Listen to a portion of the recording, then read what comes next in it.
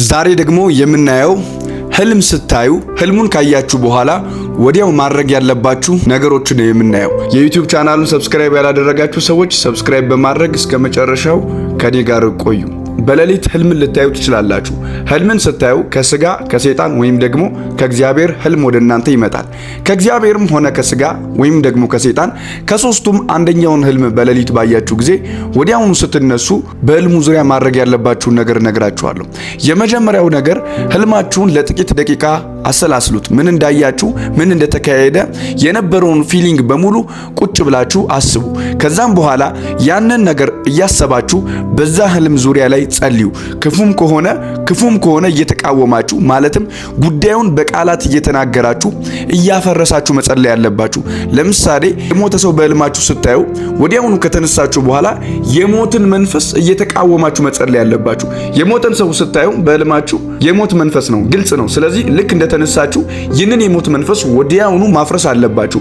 የሞት መንፈስ እየተከተላችሁ እንደሆነ ምልክት ስለሆነ ማለት ነው። ሌላኛው ለምሳሌ ስታደርጉ እባብ፣ ዘንዶ፣ የተለያየ አይነት አውሬዎችን ካያችሁ እነዚህ ከአጋንንቱ ዓለም የሚላኩ ስለሆኑ ወዲያው እንደተነሳችሁ እየተቃወማችሁ መጸለይ ያለባችሁ። በጌታ በኢየሱስ ስም ከኑሮ ይፍረስ እያላችሁ ህይወታችሁን እያላቀቃችሁ መጸለይ ያለባችሁ። ወዲያውኑ ይፈርሳል። ወዲያውኑ በህይወታችሁ ላይ የተሰራው የጠላት አሰራር በሙሉ መፍረስ ይጀምራል። ጓደኞቻችሁ አስደግመውባችሁ፣ አስጠንቅለውባችሁ የተለያየ አይነት ነገር አድርገውባችሁ ሊሆን ይችላል። ስለዚህ ምን ማድረግ አለባችሁ? ህልሙን እንዳያችሁ ወዲያው ተነስታችሁ ማፈራረስ አለባችሁ ማለት ነው። እነዚህ መናፍስቶችና አጋንንቶች ወዲያውኑ በተቃውሞና በጸሎት እንድናፈርሳቸው መጽሐፍ ቅዱስ ያዘናል። በኤፌሶን መጽሐፍ ላይ እንደዚህ የሚል ቃል እናገኛለን።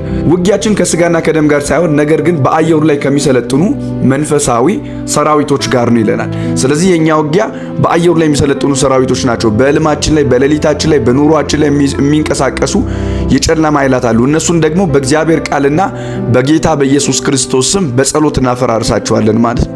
ሌላኛው መልካም ህልም ሊሆን ይችላል። እግዚአብሔር ነገ በህይወታችሁ ላይ ሊያደርግ የፈለገውን ህልም ልታዩ ትችላላችሁ። ለምሳሌ ዮሴፍን ተመልከቱት።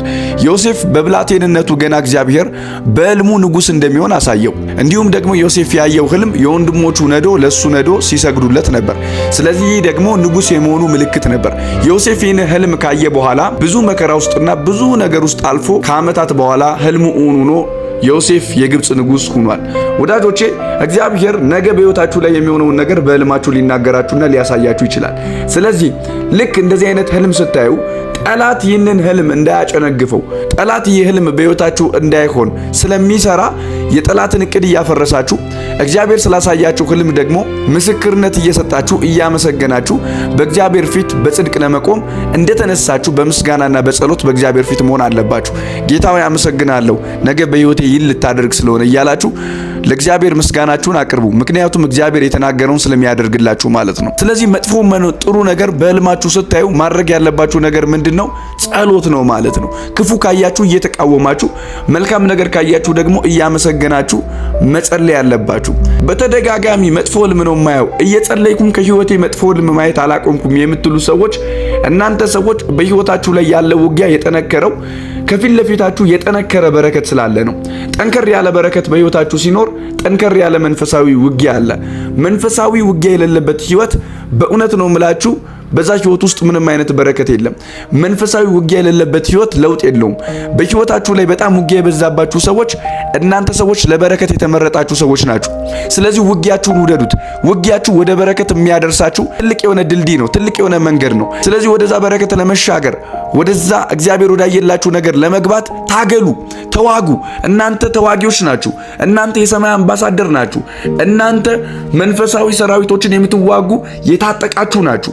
ለዛ ነው በኤፌሶን መጽሐፍ ላይ የጽድቅን ጥሩር የመዳንን ራስ ቁር ወገባችሁን በእውነት ታጥቃችሁ በእውነት ወንጌል ተጫምታችሁ መንፈስንም ሰይፍ ያዙ ይለናል። ይህ ማለት እኛ መንፈሳዊ ዓለም ላይ ተዋጊዎች ነን፣ ዋሪየር ነን ማለት ነው። ስለዚህ መዋጋት አለባችሁ፣ በረከታችሁን ማስለቀቅ አለባችሁ። እንደዚህ አይነት ህይወት ውስጥ ያላችሁ ሰዎች ጾም ጸሎት ጨምሩበት። አሁንም መጸለያችሁን ቀጥሉ። አንድ ቀን በጣም ከባድ የሆነ በረከትና ከባድ ወደሆነ ደግሞ መንፈሳዊ ነገር ውስጥ ትገባላችሁ። ይህ መልእክት ለብዙ ሰዎች ይድረስ። መንፈሳዊ ውጊያ የሌለባችሁ ሰዎች ጸሎት ጀምሩ። መንፈሳዊ ውጊያ ጠንካራ እንድትሆኑ ያደርጋችኋል። እንዲሁም ደግሞ መንፈሳዊ ውጊያ ወደ በረከት የመግባታችሁ ትልቅ የሆነ ምልክት ነው። ዳዊትን ተመልከቱ። ዳዊት በጎልያድ ፊት ሲቆም ትልቅ ውጊያና ፈተና ነው። ነገር ግን ጎልያድን ከጣለው በኋላ ወደ ሕይወቱ የመጣ ትልቅ በረከት አለ። ምድሪቱ ላይ ትልቅ የሆነ ስፍራና ቦታ ተሰጠው። መጨረሻ ላይም ወደ ንግስና ከፍ አለ። ሽፍቲንግ ፖይንቱ ግን ጎልያድ ነበር። የእናንተም ጎልያድ እስኪወድቅ ድረስ ነው። በሕይወታችሁ ላይ ጎልያድ ከሌለ ግን ከጎልያድ ጀርባ የሚመጣው በረከት ያመልጣችኋል። ስለዚህ ጎልያዳችሁን ሰብራችሁ፣ ጎልያዳችሁን ጥላችሁ ወደ በረከታችሁ ለመግባት ተዋጉ። መዋጋት አለባችሁ ማለት ነው። በአጭሩ ዛሬ መልእክቴ በህልማችሁ የምታዩትን ነገር ወዲያውኑ በማፍረስ በህልማችሁ የምታዩት መልካም ነገር ከሆነ ደግሞ በማመስገን ህልማችሁን በጸሎት ማንቀሳቀስ አለባችሁ። እግዚአብሔር የተናገራችሁ ነገር ካለ እግዚአብሔር ወደ ተናገራችሁ ነገር ለመግባት የሚያፈጥናችሁ ነገር ጸሎት ነው እና ብዙዎቻችን ህልም ካየን በኋላ ተነስተን በዛ ህልም ላይ የመጸለይ ልማድ የለንም። ስለዚህ በምታዩት ህልም ላይ ጸልዩ፣ ውጊያችሁን ድል ታደርጋላችሁ። ይህ መልእክት ደግሞ ለብዙ ሰዎች እንዲደርስ ሼር አድርጉ። ኮመንት ላይ ሐሳብ አስተያየታችሁን አስቀምጡ።